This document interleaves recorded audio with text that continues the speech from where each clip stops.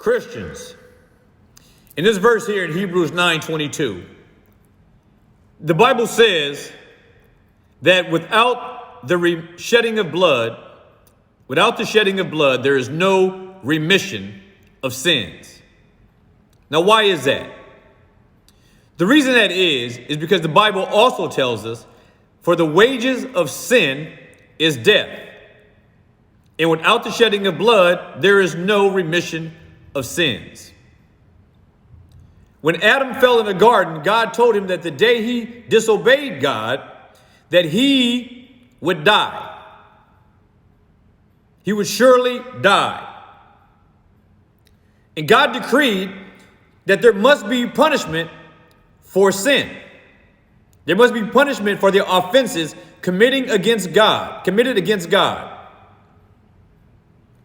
Therefore, sin can never be dealt with apart from death. Death is the shedding of blood. But the blood that is shed must be innocent blood. It must be blood it must be a sacrifice that can be laid before God that is innocent,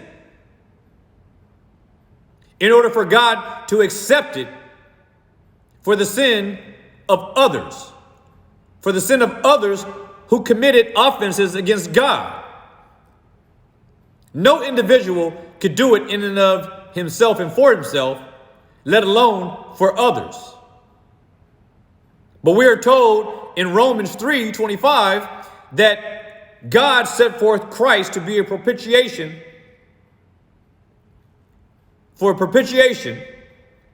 through faith by his blood, or through faith in his blood.